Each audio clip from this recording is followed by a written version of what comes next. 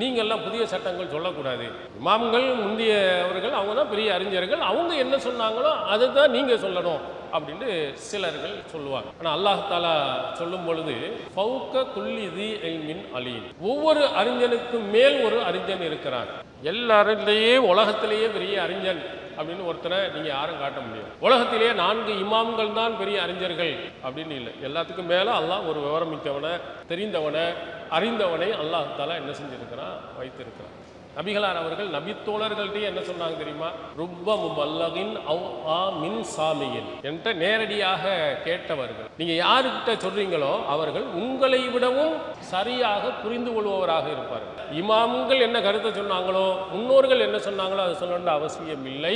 நாமும் சரியான முறையில் ஆய்வு செய்து கரெக்டாக நம்ம சொல்லலாம். அளவற்ற அருளாளனும் நிகரில்லா பேரன்புடையனுமாகிய எல்லாம் அல்ல அல்லாஹ் ஒருவனுக்கே புகழனைத்தும் குறித்து அகிலத்திற்கோர் அருள் குடையாம் அன்னலம் பெருமகனார் ஸல்லல்லாஹு அலைஹி வஸல்லம் அவர்கள் மீதும் அவர்களின் சொல் செயலினை தவறாது பின்பற்றி ஒழுகிய நல்லற தோழர்கள் மற்றும் நாம் அனைவர்கள் மீதும் எல்லாம் அல்ல அல்லாஹுவின் மற்றா பெருங்கருணை என்றென்றும் நிலவட்டுமா. எல்லாம் அல்ல அல்லாஹுவின் நல்லடியார்களே, எல்லாம் அல்ல அல்லாஹு தாலா இந்த மனிதர்களை படைத்து அவர்கள் எப்படி நடக்க வேண்டும் என்பதை வழிகாட்டுவதற்காக இறை தூதர்களை அல்லாஹ் அனுப்பி வைத்திருக்கிறான். அந்த இறை தூதர்களில் இறுதி தூதுவரான நபிகள் பெருமகனார் ஸல்லல்லாஹு அலைஹி வஸல்லம் அவர்கள் அரபுலகத்திற்கு வருகை தந்து மார்க்கத்தின் அனைத்து சட்டங்களையும் தெளிவுபடுத்தி சென்றிருக்கிறார்கள். குறிப்பாக அன்றைய கால மக்களிடத்தில் ஏற்பட்ட பிரச்சனைகள், மார்க்க விளக்கங்கள், மார்க்கம் தொடர்பான கேள்விகள், இவைகளுக்கெல்லாம் நபி ஸல்லல்லாஹு அலைஹி வஸல்லம் அவர்கள் விளக்கம் கொடுத்து சென்றிருக்கிறார்.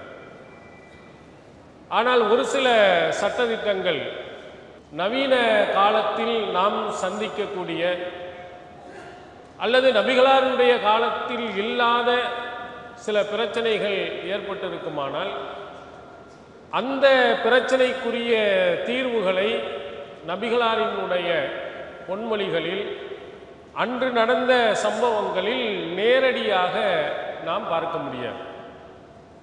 அந்த காலத்தில் என்ன பிரச்சனை ஏற்பட்டதோ அந்த பிரச்சனைக்கு நபிகளார் அவர்கள் தெளிவாக விளக்கம் கொடுத்திருக்கிறார்கள். ஆனால் நவீன காலத்தில் ஏற்பட்டிருக்கக்கூடிய பிரச்சனைகளுக்கு நபி ஸல்லல்லாஹு அலைஹி வஸல்லம் அவர்கள் நேரடியாக அங்கே சொல்லியிருக்க மாட்டார்கள். ஆனால் அல்லாஹ்வின் தூதர் அவர்கள்தான் உலகம் அழிகின்ற வரையிலேயும் இறை தூதர். அவங்க தான் நமக்கு வழிகாட்டி. அப்போ அவர்களுடைய சட்டதிட்டங்களில் இருந்துதான் நாம் எதற்கும் ஒரு தீர்வை காண வேண்டும். அங்கே தீர்வு இருந்தால்தான் அல்லாஹ்வின் தூதர் அவர்களை இந்த உலகம் முழுவதும் அழிகின்ற வரையிலேயும் இறை தூதர் என்றும் வழிகாட்டி என்றும் நாம் ஏற்க முடியும்.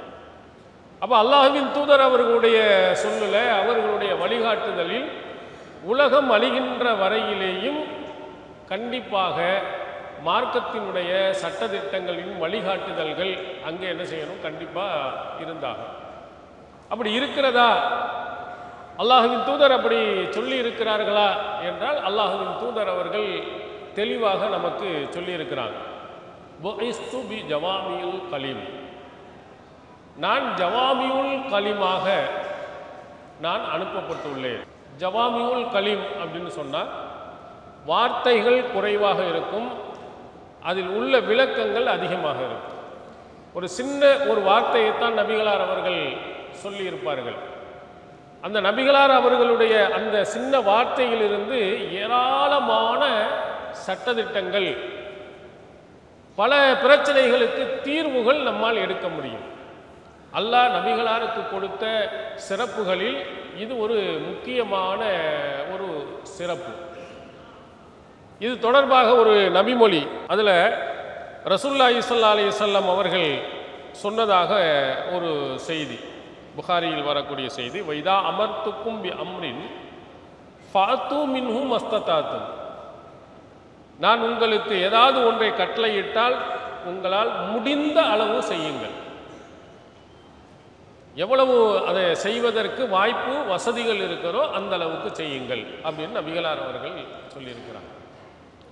இந்த செய்தியை பற்றி இமாம் நவவி அவர்கள் இதுக்கு விளக்கம் கொடுக்கும்போது சொல்கிறார்கள், ஹாதா மின் கவாயிதில் இஸ்லாமில் முஹிம்மா, முக்கியமான இஸ்லாத்தினுடைய அடிப்படைகளை பற்றி சொல்லும் ஒரு செய்தி. இது ரொம்ப மிக முக்கியமான அடிப்படை அதில் இருக்கிறது.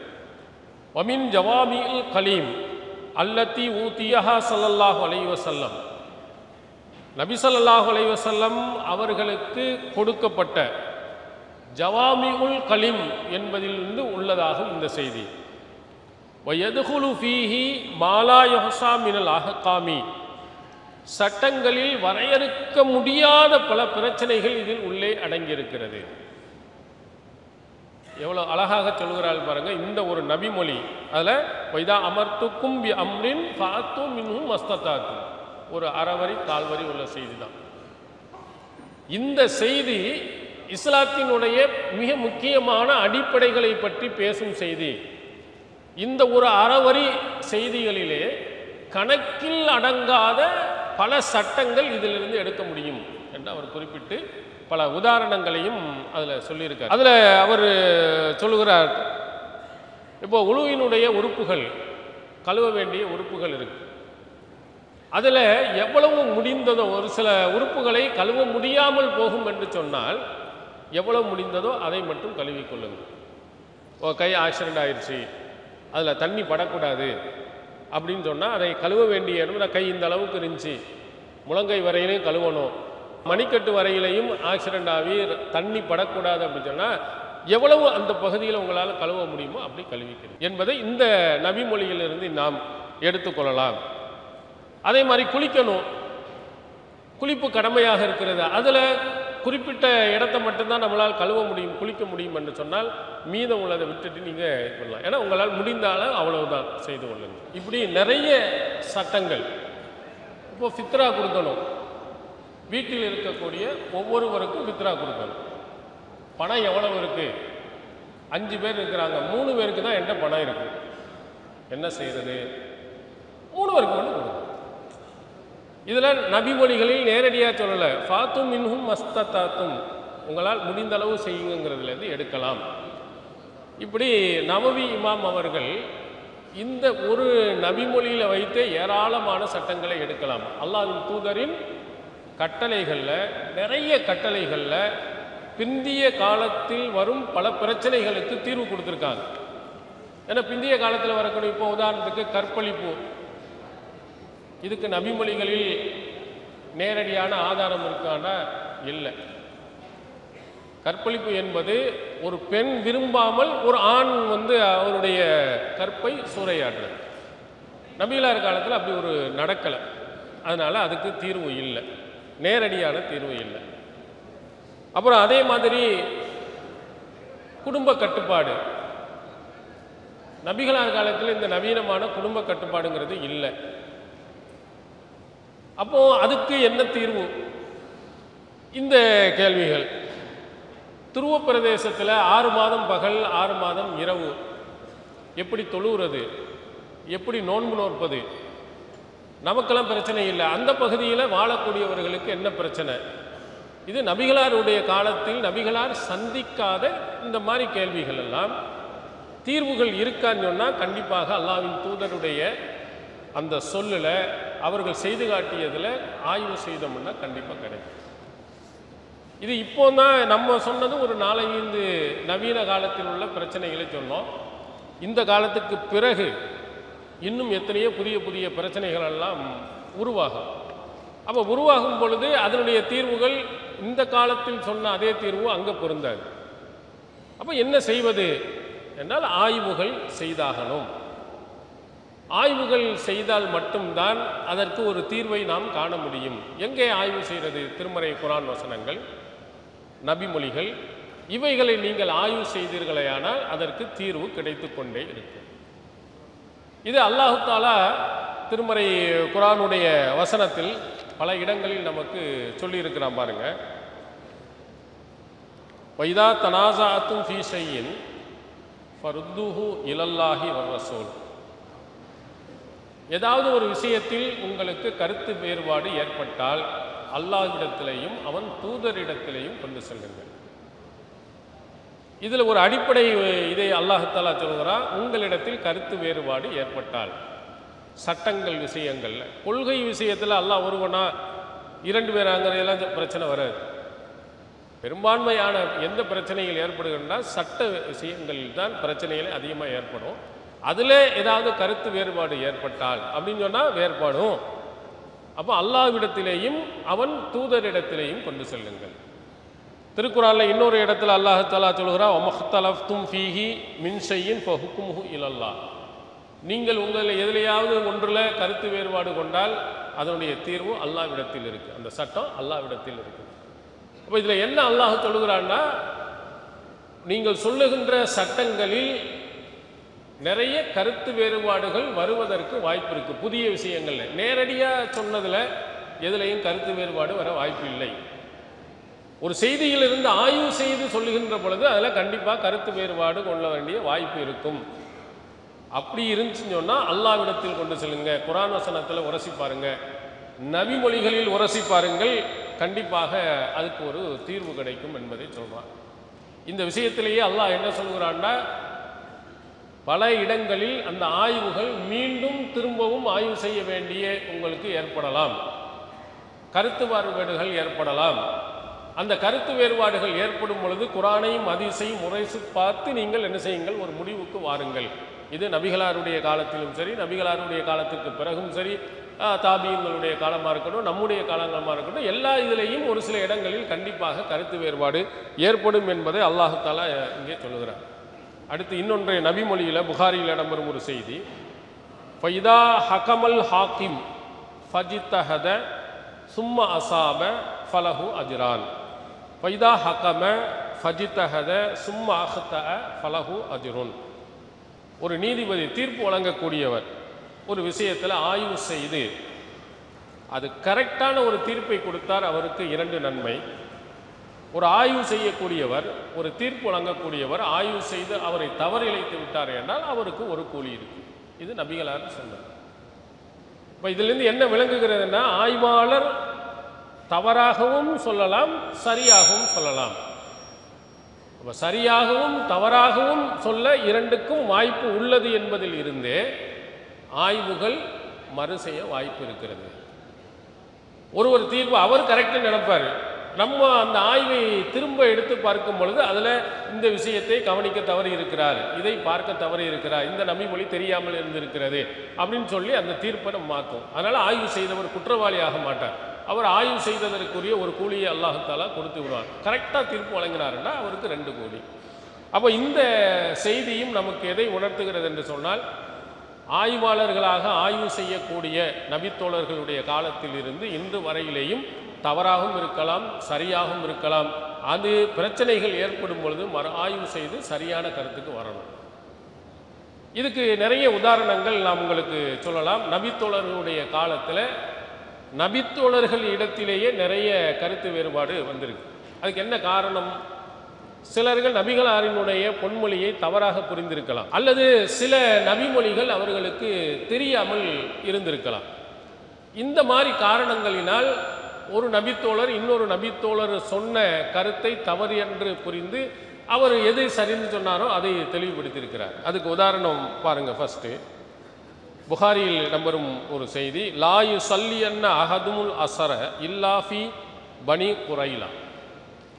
ரசூலுல்லாஹி ஸல்லல்லாஹு அலைஹி வஸல்லம் அகல் போர்லேருந்து திரும்பி வரும்போது மக்கள்கிட்ட சொல்கிறாங்க, நீங்கள் பனு குரைலாவை சந்திக்கும் வரை அசர் தொழுகையை தொழக்கூடாது. நபிகளாரின் கட்டளை. இந்த கட்டளையை 2 நபித்தோழர்கள் 2 விதமாக புரிந்து கொள்கிறார்கள். அவங்க புறப்பட்டு போய்கிட்டே இருக்கிறாங்க. போய்கிட்டே இருக்கின்ற பொழுது இடையில் அசர் தொழுகையின் நேரம் வந்துவிட்டது. சில நபித்தோழர்கள் அசர் தொழக்கூடாது, ஏன்னா பனு குரைலாவை நம்ம போய் அடையலை, ரசூலுல்லாஹ் தொழக்கூடாதுன்னு சொன்னாலும் அவங்க தொழாமல் அங்கே போயிட்டாங்க. இன்னும் நபித்தோழர்கள் எப்படி அந்த செய்தியை புரிகிறார்கள் என்று சொன்னால், நபிகளார் தொழுகையுடைய நேரத்தில் தொழக்கூடாதுன்னு கருத்தில் இல்லை, வேகமாக நீங்கள் போகுங்கிற கருத்தில் தான் இதை சொல்லி இருக்கிறாங்க. அதனால் அசர் டைம் நம்ம எவ்வளோ வேகமாக வந்துட்டோம் முடியலை, ஆனால் நேரம் வந்து விட்டது தொழுதுருவோன்னு அங்கேயே தொழுதுட்டாங்க. ஒரு நபிமொழி. இந்த நபிமொழியை 2 நபித்தோழர்கள் 2 வகையாக புரிந்து கொள்கிறார்கள். ஒன்று அசல் தொழுகையை பனு குறைலா சந்தித்த பிறகுதான் தொழுவணும், இன்னொருவர் இல்லை நம்ம தொழலாம். அப்போ ரசூல் ஸல்லல்லாஹு அலைஹி வஸல்லம் அவர்களிடத்தில் போய் இந்த ரெண்டையும் சொன்னார், தொழுதவர்களை பற்றியும் தொழாதவர்கள் பற்றியும் சொல்லும் பொழுது நபிகளார் அவர்கள் வலம் யோனிஃப் வாஹிதம் மின்ஹும், அவர்கள் யாரையும் நபிகளார் அவர்கள் குறை சொல்லவில்லை. ரெண்டுமே கரெக்ட் தான், அதில் தப்பு இல்லை. 2 விதமாகவும் அதை புரிவதற்கு வாய்ப்பு இருக்கிறது. தொழாமல் வந்தவர்கள் குற்றவாளிகள் அல்ல, தொழுகையினுடைய நேரத்திலேயே இடையிலேயே தொழுதவர்கள் அவர்களும் குற்றவாளிகள் அல்ல. ஒரு நபிமொழியை 2 விதமாக புரியும் விதத்தில் நபிகளாரே சொல்லியிருந்தார்களே, ஆனால் அதை 2ஐயும் ஒன்றலாம், ஆனால் தப்பு இல்லை. இது நபிகளார் தீர்ப்பு வழங்கிட்டாங்க. இதே மாதிரி சில நபிமொழிகளில் 2 விதமாகவும் புரியும் விதமாக இருக்குமானால் ஒரு விதத்தில் ஒரு நபித்தோழர், இன்னொரு விதத்தில் இன்னொரு நபித்தோழர் புரிந்திருப்பார். 2க்கும் வாய்ப்பு இருந்தால் நம்ம 2ஐயும் எடுத்துக்கலாம். அதுக்கு இந்த ஒரு நபிமொழி இது முக்கியமாக நபித்தோழர்களிடத்தில் ஒரு நபிமொழியை 2 விதமாக புரிந்திருக்கிறார்கள் என்பதற்கு அவங்களுடைய ஆய்வில் தவறாகவும் வரலாம், சரியாக வரலாம். இங்கே 2மே சரிதான் என்று நபிகளார் அவர்கள் அங்கீகாரம் கொடுத்திருக்கிறார். அடுத்து இன்னொரு செய்தியை பாருங்கள். ஒருவர் திருக்குரானுடைய வசனத்தை ஓதுகிறார். அப்துல்லா பின் மசூத் ரலியல்லாஹு அவர்கள், அவங்க திருமறை குரானை எழுதியவர்கள், நிறைய அத்தியாயங்களை பதிவு செஞ்சுருக்காங்க. ஒரு குரான் ஓதுனும் போது பார்த்தா தப்பாக ஓதுறார். ரசூல்லா எப்படி ஓதி காட்டினாங்களோ அதுக்கு மாற்றமாக ஓதுறார். உடனே அப்துல்லா பின் மசூத் என்ன செய்தார், சமீத்து ரஜுலன் கரா ஆயத்தன் சமீத்து மின் நபி ஸல்லல்லாஹு அலைஹி வஸல்லம் ஹிலாஃபா, ரசூல் ஸல்லல்லாஹு அலைஹி வஸல்லம் ஓதுதலுக்கு மாற்றமாக ஒரு மனிதர் ஓதினார். அதை கேட்ட உடனே ஆளை பிடிச்சி இழுத்துக்கிட்டு வந்து அல்லாஹ்வின் தூதர் அவர்கள்ட்ட விடுறார். அல்லாஹ்வின் தூதர் அவர்களே பாருங்கள், நீங்கள் ஓதி காட்டுறது மாற்றமாக ஓதுறாரு, என்னன்னு கேளுங்க. 2 பேருமே ரசூலுல்லாஹ் நீ ஓதுனது என்ன, அவங்க ஓதுனது 2ஐயுமே கேட்குறாங்க. கேட்டுட்டு கிலாக்குமா முஹ்சினுன், நீங்கள் இருவர்களுமே சரியாகத்தான் ஓதினீர்கள் தான். ஒரு வசனத்தை 2 விதமாகவும் நபிகளார் அவர்கள் ஓதி காட்டியிருக்கிறாங்க. இப்படியும் ஓதலாம், அப்படியும் ஓதலாம். அவர் அப்துல்லா பின் மசூத் ரலியல்லாஹு அவர்களுக்கு ஓதி காட்டியது இந்த நபருக்கு தெரியாது. இந்த நபருக்கு ரசூல் ஸல்லல்லாஹு அலைஹி வஸல்லம் சொன்னது அப்துல்லா பின் மசூதுக்கு தெரியாது. இப்போ ஒரு நபிமொழி இன்னொருவருக்கு தெரியாதனால அது தப்பு, இவர் ஓதுனது தவறு அப்படின்ட்டு அவர் சண்டைக்கு போனார் அப்துல்லா பின் மசூத். ரசூல் ஸல்லல்லாஹு அலைஹி வஸல்லம் 2 விதமாகவும் ஓத அனுமதி இருக்குது. இப்போ 2ம் கரெக்ட். அடுத்து அதே மாதிரி இது 2 விதமாக கரெக்டாக இருக்கிறது. இது ஒரு ஆள் சரியாகவும் இன்னொரு ஆள் தவறாகவும் செய்கிற மாதிரி சில செய்திகள். அதில் சஹி முஸ்லிமில் இடம்பெற்றிருக்கக்கூடிய ஒரு செய்தி, மஸ்ரூக் அவர் இருக்கிறாரு, அபு அத்தியாங்கிறவரும் அங்கே இருக்கிறாரு. இருக்கும்போது ஆயிஷா நாய் அவங்கள்ட்ட போய் கேட்குறாங்க, யா உம்முல் முஃமினீன் ரஜுலானி அஸ்ஹாபி முஹம்மதின் ஸல்லல்லாஹு அலைஹி வஸல்லம் அஹதுஹுமா யுஅஜ்ஜுல் இஃப்தார் வ யுஅஜ்ஜுலுஸ் ஸலாத் வல் ஆஹரு யுஅஹிருல் இஃப்தார் வ யுஅஹிருஸ் ஸலாத். 2 நபித்தோழர்கள், 2 பேருமே நபித்தோழர்கள். ஆயிஷா நாயிட்ட கேட்குறான், 2 நபித்தோழர்கள். ஒரு நபித்தோழர் என்ன செய்கிறார், தொழுகையையும் நோன்பு திறப்பதையும் விரைவுபடுத்துகிறார், ஃபர்ஸ்டில் செய்கிறார், லேட் பண்ணாமல் செஞ்சிடறார். இன்னொரு நபித்தோழர் என்ன செய்கிறார், நோன்பு திறப்பதையும் லேட் பண்ணுறார், தொழுகையையும் தாமதமாக தொழுகிறார். இந்த 2ல் யார் செய்வது சரி என்பது ஆயிஷா நாய் அவர்கிட்ட கேட்கப்படும் கேள்வி. 2 பேருமே நபித்தோழர் விளங்கிக்கிறங்க. ஒரு தாபி ஒரு நபித்தோழர் அப்படி இல்லை, 2மே அல்லாஹ்வின் தூதரினுடைய தோழர்கள். ஆனால் 2 பேருமே முரணாக செய்கிறாங்க. நோன்பு திறக்கிறத வேகமாக ஒரு ஆள் செய்கிறார், ஒரு ஆள் லேட்டாக செய்கிறார். தொழுகையை சீக்கிரம் நேரத்தில் ஒரு ஆள் தொழுகிறார், கொஞ்சம் தாமதமாக ஒரு ஆள் தொழுகிறார். இப்போ 2 பேருமே இப்படி செய்கிறாங்களே, எது சரி என்பது தான் ஆயிஷா நாயிடத்தில் கேட்கப்படும் கேள்வி. அப்போ ஆயிஷா நாய் அவர்கள் ரொம்ப அழகாக கேட்டார்கள், யார் நோன்பு திறப்பதையும் தொழுகையையும் விரைவாக செய்கிறார் அப்படின்னு கேட்கும்போது அப்துல்லா பின் மசூத் ரலியல்லாஹு நபிகளார் அவர்கள் இப்படித்தான் செய்தார். முடிச்சுட்டாங்க. அடுத்தவர்களை குறை பேசுறது இல்லை, ஒரு அழகான ஆயிஷா நாயினுடைய ஒரு அற்புதமான ஒரு அணுகுமுறை. 2 பேரில் கரெக்டாக செஞ்சது யாருன்னு பார்த்துட்டு அல்லாஹ்வின் தூதர் அவர்கள் இப்படி தான் செஞ்சாங்க. இன்னொருவர் யாருன்னு முஸ்லீமுடைய அது கீழே இருக்குது, அபு முசல் அஷ்ஷாரி அப்படின்ட்டு பின்னால் கொடுக்கப்பட்டிருக்கு.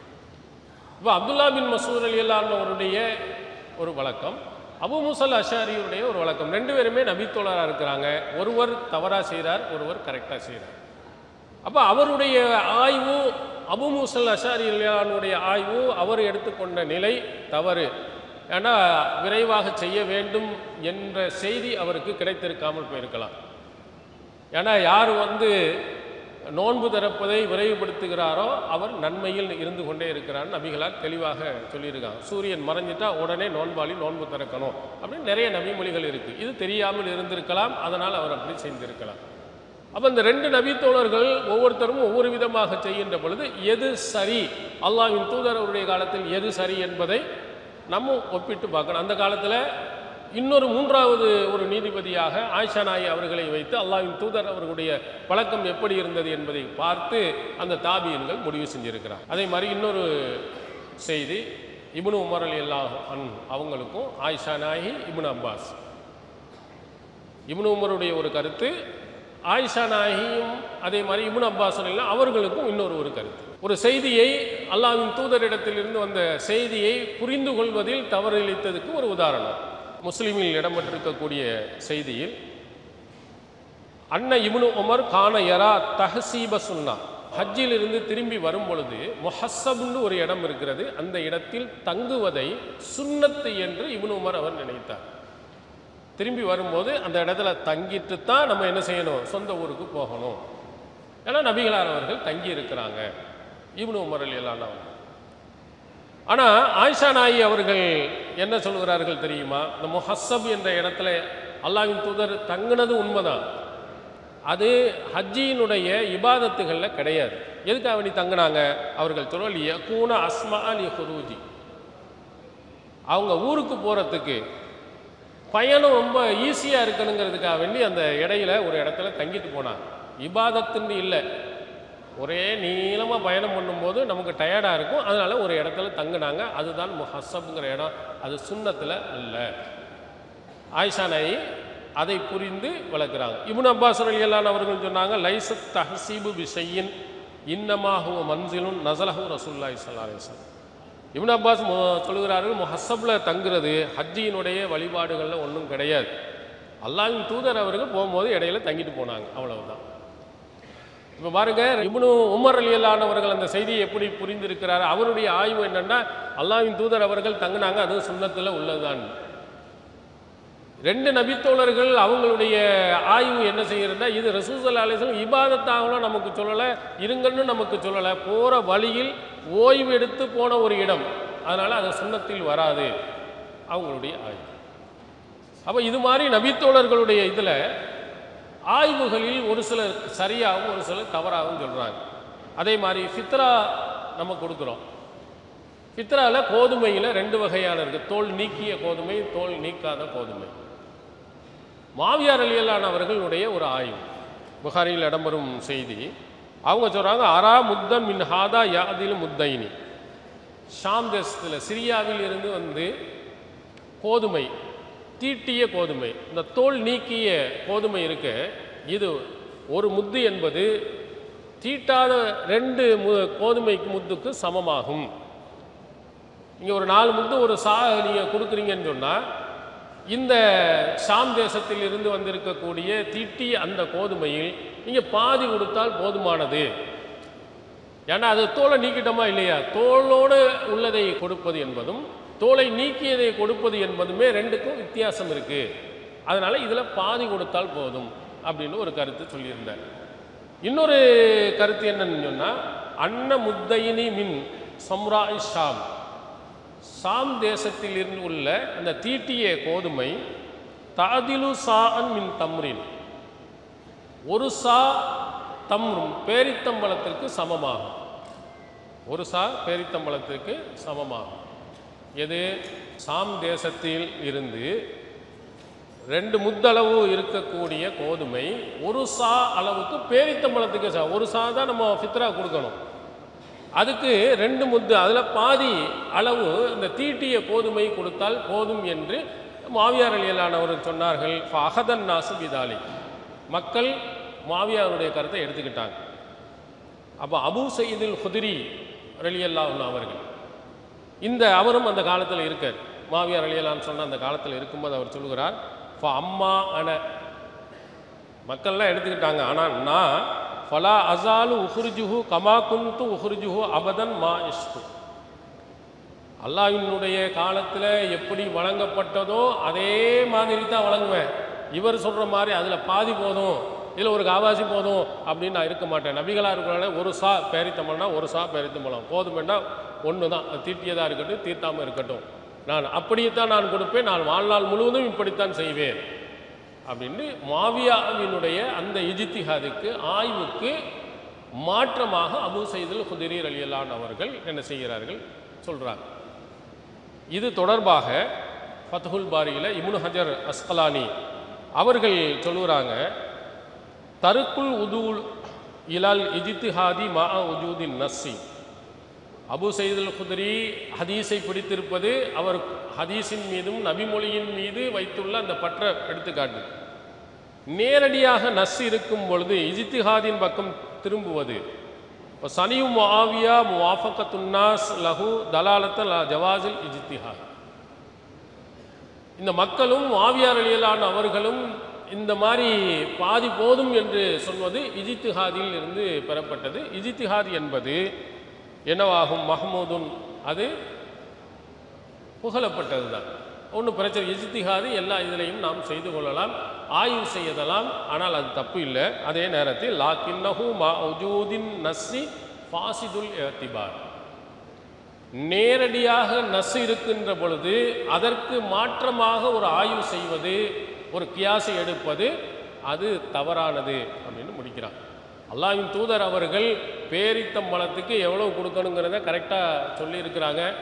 கோதுமைக்கு இவ்வளவு நேரடியாக சொல்லியிருக்கின்ற பொழுது அதில் போய் ஆய்வு செய்வது, மாற்று கருத்து செய்யக்கூடாது அப்படின்ட்டு ஹாஃபில் இப்னு ஹஜர் அஸ்கலானி தன்னுடைய ஆய்வை இந்த ரெண்டு செய்திகளில் இருந்தும் நமக்கு எடுத்து சொல்கிறார். இதெல்லாம் இது சரியா தவறா என்ற இதுக்குள்ளே நம்ம போகவில்லை. நம்ம சொல்வது என்னென்னா, நபித்தோழர்களுடைய காலத்தில் இரண்டு விதமான செய்திகளில் ஒரு ஹதீஸ்களில் இரண்டு விதமாகவும் சிலர்கள் புரிந்திருக்கிறார்கள். ஒருவர் அதை ஏற்கிறார், ஒருவர் மறுக்கிறார். இப்படியும் பல செய்திகள் என்ன செய்து இருக்குது. அடுத்ததாக இஹ்ராம் அணிந்தவர் தலையை தண்ணீரை விட்டு கழுவலாமா? இதில் ரெண்டு கருத்து வருது பாருங்க. சஹீஹ் புகாரியில் இடம்பெறல இப்னு அப்பாஸ் சொல்கிறார்கள், யஹ்சிலுல் முஹ்ரிமு ரஅஸஹு, இஹ்ராம் அணிந்தவர் தலையை கழுவிக்கொள்ளலாம். வகாலல் மிஸ்வர் இப்னு மஹ்ரமா ரலியல்லாஹு அன்ஹு அவர்கள் அவங்க சொல்கிறாங்க, லா யஹ்சிலுல் முஹ்ரிமு ரஅஸஹு, இஹ்ராம் அணிந்தவர் தலையில் தண்ணியை விட்டு கழுவக்கூடாது. ஒரு இப்னு அப்பாஸ் ரலியல்லாஹு கழுவலாம் அப்படிங்கிறாங்க, மிஸ்ஸார் இப்னு மஹ்ரமா ரலியல்லாஹு அன்ஹு அவர்கள் கழுவக்கூடாதுங்கிறாங்க. ரெண்டுமே நபித்தோழர். ஒரு சட்டத்தில் ரெண்டு விதமான முரண்பட்ட ரெண்டு கருத்து வருது. அந்த கருத்தை அப்பவுமே நீக்கிறார்கள். இப்னு அப்பாஸ் ரலியல்லாஹு அன்ஹு அவர்கள் சொல்லுறாங்க, அபு அய்யுல் அன்சாரி ரலியல்லாஹு அன்ஹு அவர்கள் இன்னொரு இருக்கிறாங்க, அவங்கள்ட்ட போய் இதை கேட்டுவாங்க அப்படிங்கிறாங்க. அவங்கள்ட்ட போய் நேராக கேட்கும் பொழுது அப்போ தான் தலையை கழுவிக்கிட்டு, அல்லாஹ்வின் தூதர் அவர்கள் இஹ்ராம் அணிந்த நிலையில் இப்படி தான் தலையை கழுவினாங்க, தலையை கழுவி கொள்ளலாம், அல்லாஹ்வின் தூதர் அவர்கள் அப்படி கழுவி இருக்கிறார்கள் என்ற சான்றை அவர்கள் சொல்கிறாங்க. இவங்களுக்கு மிஸ்ஸார் ரலியல்லாஹு அன்ஹு அவர்களுக்கு அந்த செய்தி கிடைக்காத காரணத்தினால என்னவோ அது கூடாது என்று சொல்லியிருக்கிறார். இப்போ ரெண்டு பேருக்கு மத்தியில் கருத்து வேறுபாடு ஒரு சட்டத்தில் ஏற்பட்டிருக்கு. அடுத்ததாக சாதாரணமாக இருக்கும் நிலையில் தொழுகையை ஜம்மு செய்வது. இப்னு அப்பாஸ் ரலியல்லாஹு அன்ஹு அவர்கள் அவங்க அசருக்கு பிறகு ஒரு நாள் மக்களுக்கு பயான் பண்ணிட்டு இருக்கிறாங்க. ஹத்தப்னா இப்னு அப்பாஸ் யோமன் பாதல் அஸ்ரி, அசர் தொழுகைக்கு பிறகு பயான் பண்ணுறாங்க. பயான் அப்படியே நீண்டுக்கிட்டே போகுது. கரபத்தி ஷம்ஸ் ஒ பதஅத்தின் நுஜூம், சூரியனும் மறைந்து விட்டது, நட்சத்திரங்கள் தெரிய ஆரம்பிச்சு. அந்த அளவுக்கு டைம் தாண்டி போய்கிட்டே இருக்கு. மகரிபு தொழுவலை. அப்போ உடனே மக்கள் எல்லாம் சொல்கிறாங்க, அஸ்ஸலா அஸ்ஸலா, தொழுக, நீங்கள் பாட்டுக்கு பயானை இழுத்துக்கிட்டே இருக்கிறீங்க அப்படின்ற உடனே இப்னு அப்பாஸ் ரலியல்லாஹு அன்ஹு அவர்கள் விளக்கம் கொடுக்குறாங்க. ராய்த்து ரசூலல்லாஹி ஸல்லல்லாஹு அலைஹி வஸல்லம் ஜமா பைனல் நுஹரி வல் அசரி வல் மகரிபி வல் இஷாய், லுஹர் அசர் மகரிப் இஷா இதை இணைத்து நபி ஸல்லல்லாஹு அலைஹி வஸல்லம் அவர்கள் தொழுது இருக்கிறார்கள். ரசுல்லா ரெண்டு லுஹரை அசர்னு சொல்லியிருக்காரு. எப்போது ஒரு சந்தர்ப்பத்தில் லுஹரை அசரையும் மகரிபை இஷாவையும் நம்ம தொழுதுக்கிறலாம். எப்போதும் தொழுலாமா? எப்போதும் தொழுதா 3 வக்தாக போயிடும். லுஹரோட அசரை தொழுவோம் 1 வக்து, மகரிபோட இஷாவை தொழுவோம் 2 வக்து, ஃபஜரோடு தொழுவோம் 3 வக்தாக போயிடும். அப்போது குறிப்பிட்ட நேரம் என்பது இல்லாமல் என்றாவது ஒரு நாள் ஒரு அவசியம் தேவை. இப்போ பயான் பண்ணுறோம், நம்ம கூட இங்கே மகரிபில் நிகழ்ச்சி ஆரம்பிச்சிட்டோம்னா என்ன செய்கிறோம்? பயான் தொடர்ந்துக்கிட்டே தான் இருக்கும். அப்புறம் மகரிபை முடிந்த பிறகும் பயான் நடக்குது. ஆனால் பின்னால் மகரிபையும் இஷாவையும் ஜம்மு பண்ணிக்கணும். அது மாதிரி தான் முக்கியமான ஒரு உரையாக இருந்திருக்கலாம். இப்னு அப்பாஸ் பயான் பண்ணிக்கிட்டே தான் இருக்காரு. மகரிபும் தாண்டி விட்டது, இஷா நெருங்க போகிறது. அப்போ தான் சொன்னாங்க, ரசூல்லா இப்படின்னு செஞ்சுருக்காங்க, கவலைப்படாதீங்க, நம்ம மகரிபையும் இஷாவையும் ஜம்மு பண்ணி தொழுதுக்கலாம் அப்படின்ட்டு அல்லாஹ்வின் தூதருடைய கருத்தையும் சேர்த்து சொன்னாங்க. இருந்தாலும் மனசுக்குள்ளே அது எப்படி தொழுகை நேரத்தில் எதுக்கையா பயான் பண்ணிக்கிட்டு இருக்கிறீங்க அப்படின்னு நமக்கு ஒரு வருமா இல்லையா? எதுக்கு நம்ம பயான் தொழுவு முடிச்சுட்டு பயான் பண்ண வேண்டியானா அப்படி என்னையா அக்கறை, அவ்வளோ அவசியம் அப்படிங்கிற மாதிரி உள்ளத்துக்குள்ள ஒன்று. அந்த செய்தி அறிவிக்கிற தாபி அப்துல்லா இப்னு ஷகீக் அவர் சொல்கிறாரு, ஃபஹாக்கஃபி சத்ரி மின் தாலிக்க செய்வோம், என் உள்ளத்தில் ஒன்று உறுத்திக்கிட்டே இருந்துச்சு, இது எப்படி பயான் பண்ணிக்கிட்டு தொழுகையை விட்டுட்டு இப்படி போகிறாரு அப்படின்ற உடனே அத்தைத்து அபா ஹுரைரா ஃபஸஅல்துஹு ஃபஸத்தக மகாலத்து. இருந்தாலும் எனக்கு மனசு உரிச்சிட்டு இருந்த உடனே இன்னொரு நபித்தோழர்கிட்ட போய் கேட்பான், அபூ ஹுரைரா ரலியல்லாஹு அன்ஹு அவங்கள்ட்ட போய் இப்படி செய்தாங்களே, இது சரிதானா, இப்படி செய்யலாமா அப்படின்னு கேட்டேன். அவங்க இப்னு அப்பாஸ் செஞ்சது சரிதான், கரெக்டான்னு சொன்னாங்க. இதில் பல சட்டங்கள் நமக்கு இருக்குது, பல அறிவுரைகள் இருக்குது. நபித்தோழர்கள் சொல்லிட்டாலே அப்படியே நம்பிட்டு போகலாம் இல்லை. அவருக்கு மன உறுத்தல் வந்துச்சுன்னு சொன்னால் அந்த உறுத்தலை சரி செய்வதற்கு இன்னொரு நபித்தோழருடைய இதில் போய் அல்லாஹ்வின் தூதர் அவர்கள் இப்படி செய்தாங்களாங்கிறத கேட்டு அப்புறம் தான் சரி செஞ்சுக்கிறார். அதனால் 2 விதமான கருத்துக்கள் நபித்தோழர்கள் இடத்திலேயே இது மாதிரி 2 விதமான கருத்துக்கள் பல இடங்களில் பல சட்டங்களில் வந்திருக்கு. அதில் ஒவ்வொருவரும் ஒரு ஆய்வை வைத்து என்ன செஞ்சுருக்கிறாங்க, முடிவை எடுத்திருக்காங்க. அந்த முடிவிலும் கூட சிலர்களுக்கு மனசங்கடங்கள் ஏற்பட்டிருக்கு. அதையும் போய் என்ன செஞ்சுருக்காங்க, அடுத்தவங்கள்ட்ட கேட்டு சரி பண்ணியிருக்கிறாங்க.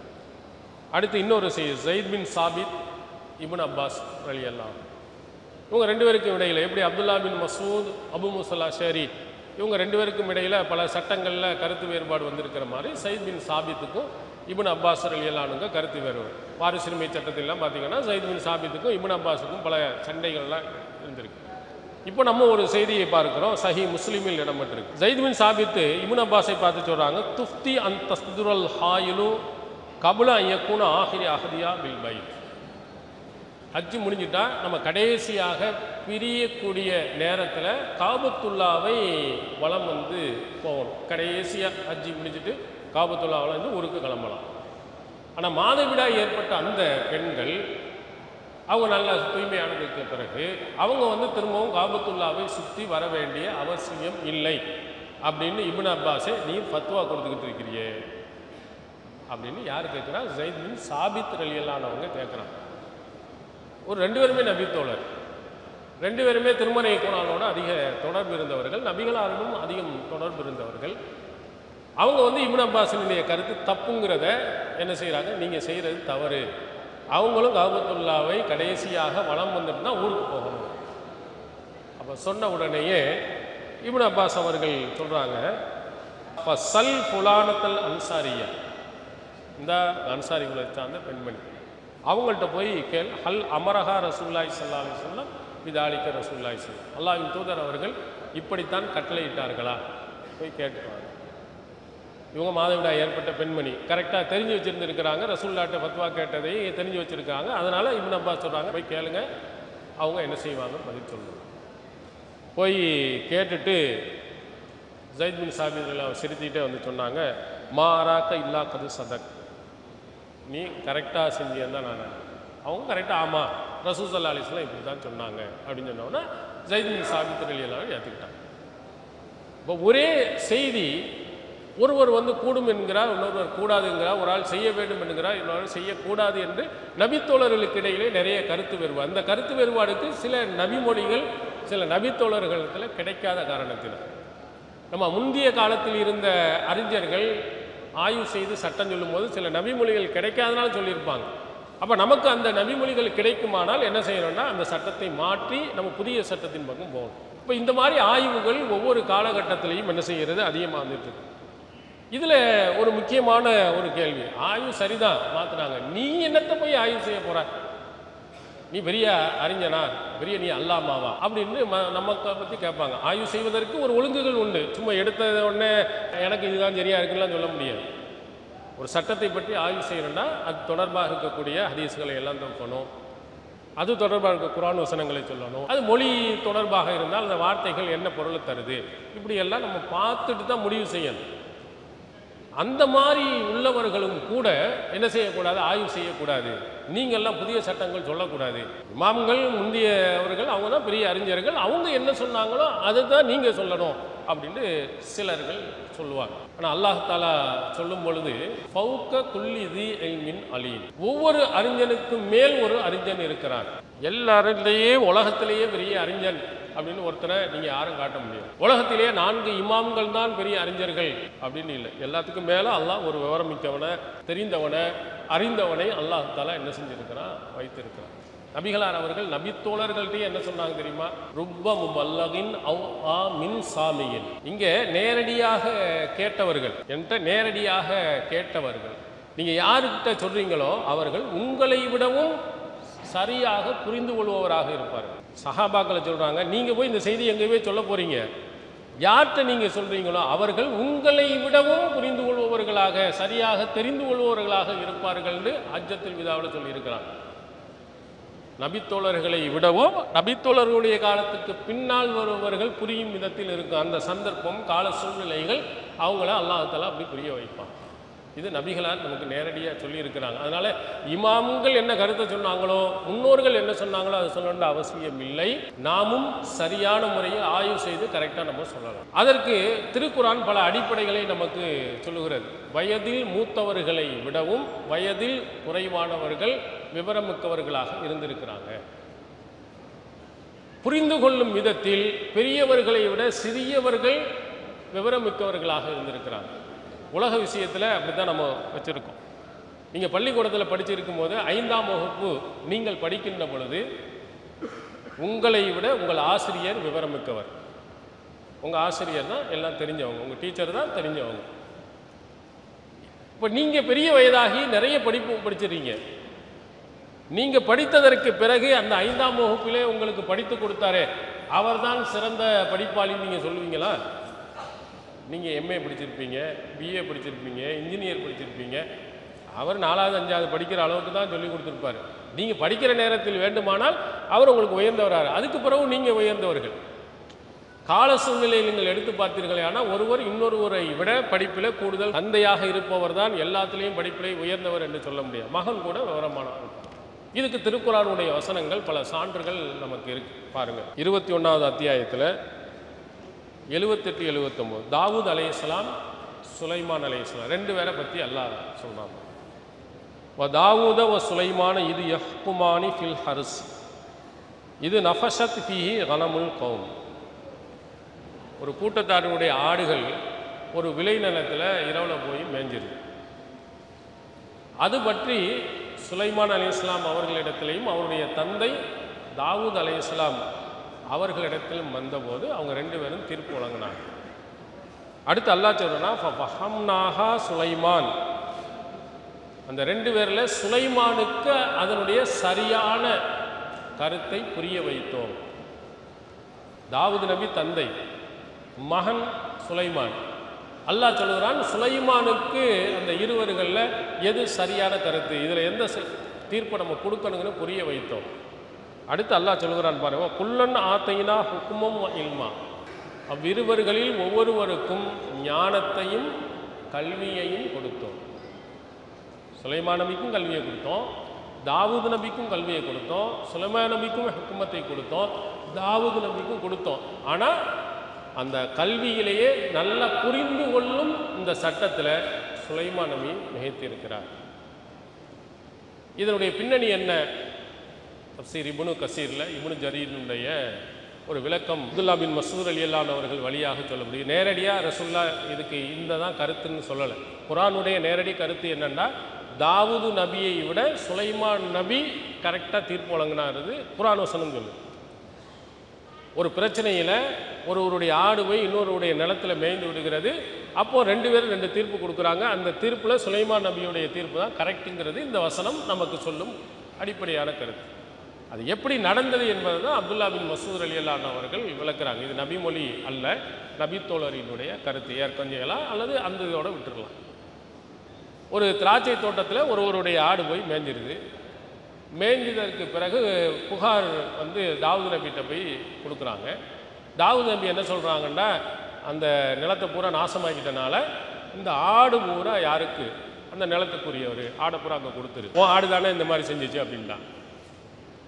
அப்புறம் சுலைமான் நபி இந்த தீர்ப்பை பார்த்துட்டு சொன்னாங்க, கைருஹாதா யா நபிங்களா, அல்லாஹ்வின் நபியே தன்னுடைய தந்தையை பார்த்து இது அல்லாத வேறு தீர்ப்பு கொடுக்கலாமே அப்படின்னு அப்பாவை பார்த்து கேட்குறான். அப்போது என்ன தீர்ப்பு கொடுக்கலாம் சொல்லு அப்படின்னு சொன்னவுடன் அப்போ என்ன சொல்கிறார்கள், இந்த ஆடை அந்த நிலத்தினுடைய உரிமையாளர்கிட்ட கொடுத்துறாரு. அவர் அதை பராமரித்து பாலியல் எல்லாத்தையும். இந்த ஆட்டுக்காரர் என்ன செய்யணும், அந்த நிலத்தில் அந்த பயிர் அது எவ்வளவு உயரமாக முன்னாடி இந்த ஆடு மேயறதுக்கு முன்னாடி இருந்தால் அது வரையிலையும் வளர்த்து கொடுக்கணும். இவர் வளர்த்து கொடுத்துட்டாருன்னா அந்த ஆடை என்ன செய்யலாம், திருப்பி கொடுத்துடலாம். வளர்த்து கொடுக்கின்ற வரையிலையும் இந்த ஆடை வைத்து கொண்டு அதிலிருந்து கிடைக்கும் பலன்களை அவர் என்ன செய்யலாம், பயன்படுத்தி கொள்ளலாம். இப்படி ஒரு தீர்ப்பு கொடுத்தா ரெண்டு பேரும் பாதிக்கப்பட மாட்டாங்க. இப்போ இந்த தாவூது நபியின் படி கொடுத்தோம் சொன்னால் ஆட்டுக்காரர் ஒட்டுமொத்த ஆட்டையும் இழக்க வேண்டிய வரும் அப்படின்னு ஒரு தீர்ப்பு கொடுத்தாங்க. இதைத்தான் இந்த குர்ஆன் வசனம் சொல்லுகிறது என்று குறிப்பிட்டிருக்கிறார். இப்போ இதில் அல்லாஹ் சொல்வதை போன்று சுலைமான் நபிக்கு இதனுடைய விளக்கத்தை தெளிவுபடுத்தணும்னு சொல்கிறான். அப்போ சுலைமான் நபி யார், வயதில் மூத்தவரா இளையவரா, மகன். அப்போ நம்முடைய பிள்ளைகளும் கூட நம்ம விட விவரமானவங்களாக இருப்பாங்க. சில விஷயங்கள் நல்ல அழகான கருத்தை சொல்லலாம். அதனால் ஆய்வு செய்வதில் பெரிய அறிஞர்கள், முன்னோர்கள், மூதாதை இவங்க தான் அவங்க சொன்னதை தான் எடுக்கணுங்கிறது பொருள் அல்ல. நாமும் கூட என்ன செய்யலாம், சரியான முறையில் அதற்குரிய வழிகாட்டுதல் முறையில் நாமும் ஆய்வு செய்து பிரச்சனைகளுக்கு தீர்வை நாம் எடுக்கலாம். அதனால் ஆய்வு ஒரு காலத்திலையும் நிற்காது, போய்கொண்டே இருக்கும். ஒருவருடைய ஆய்வு அது தவறாக கூட இருக்கலாம், ஒரு காலத்தில் சரியாக இருக்கலாம், பின்னாடி கூட என்ன செய்யலாம், மாறலாம். அப்படிங்கிறதுக்கு இது ஒன்று. அதே மாதிரி சஹீஹுல் புகாரியில் இடம்பெறக்கூடிய இன்னொரு ஒரு செய்தி, இதுவும் தாவூது நபி சுலைமான் நபி விஷயமாகத்தான் வருது. இது நபி மொழி, இது ரசூல்லா சொன்ன ஒரு செய்தி. இரண்டு பெண்கள், ரெண்டு பெண்களுடைய பிள்ளை வெளியில் இருக்கும்போது ஒரு பிள்ளையினுடைய குழந்தையை வந்து ஓனாய் எடுத்து சாப்பிட்ருது. இப்போ இது யாருடைய பிள்ளை அப்படிங்கிறதுல பிரச்சனையில் தாவூது நபிகிட்ட போய் தீர்ப்பு கேட்குறாங்க. தாவூது நபிகிட்ட கேட்கும்போது தாவூது நபி சொல்கிறாங்க, இந்த ரெண்டு பெண்களில் வயதில் மூத்த யாரோ அவங்களுக்கு தான் அப்படின்னு தீர்ப்பு கொடுத்துட்டாங்க. அப்போ அந்த இளைய பெண்மணி சுலைமான் நபி வீட்டில் இந்த பிரச்சனையை கொண்டு போய் சொல்கிறாங்க. இப்போ ரெண்டு பேருமே வந்த உடனே சுலைமான் நபி என்ன செய்கிறார்கள், ஒரு கத்தி எடுத்துகிட்டு வாங்க, இந்த பிள்ளைய ரெண்டாக அறுத்து ஆளுக்கு பாதியை நான் கொடுத்துறேன், எடுறா கத்தி அப்படின்னு. உடனே சிறியவள் இளையவள் வந்து உடனே வேகமாக வந்து அல்லாஹ் தூதரே என் பிள்ளை இல்லை, அந்த பெரிய ஒரு பிள்ளை தான், அங்கேயே இருக்கட்டும் அப்படின்னு சொன்னவுடன் சுலைமான் நபி இது இளைய பெண்ணுக்கு உரியதான். அந்த பெரிய வந்து கல் மாதிரி இருந்துக்கிட்டா, ஏன்னா அவள் பிள்ளை இல்லையில. சொந்த பிள்ளையாக இருந்தால் உண்மையிலே எப்படி பாசம் இருக்கும், ஏன்னா சாகாமல் அவள்கிட்டையாவது வாழ்ந்துட்டு போகட்டும், என் பிள்ளையாச்சே அவளை எப்படி அறுக்கணும்னு மனம் என்ன செய்யும், துடிக்கும். அந்த துடிப்பை கவனத்தில் வைத்து கொண்டு சுலைமான் நபி தாவூது நபியினுடைய தீர்ப்புக்கு மாற்றமாக சொல்லியிருக்கிறாங்கன்னு நபிகளார் அவர்கள் நமக்கு சொல்லியிருக்கிறாங்க. இதே மாதிரி நிறைய செய்திகள். ஆயிஷா நாயி அவர்கள் ரசூல்லா இறக்கும்போது வயது எத்தனை, இறக்கும்போது 18 வயசு தான். கடைசியாக ஒரு செய்தி, ஏன்னா சின்னவங்கிறதுக்காக வேண்டி நான் சொல்கிறோம், சிறு வயதுன்னு ஆயிஷா நாயி. திருமதியில் இடம்பெறும் செய்தியில் அபு முஸல் அஷரி ரலியல்லாஹு அவர்கள் சொல்கிறாங்க, மாஸ்கல அலைனா அஸ்ஹாபு ரசூலுல்லாஹி ஸல்லல்லாஹு அலைஹி வஸல்லம் ஹதீஸும் கத்து, நபித்தோழர்களான எங்களுக்கு ஒரு நபி மொழியில் ஏதாவது சிக்கல் ஏற்பட்டால் ஃபசால்னா ஆயிஷா, நாங்கள் உடனே போய் ஆயிஷா நாயிட்ட போய் கேட்போம்.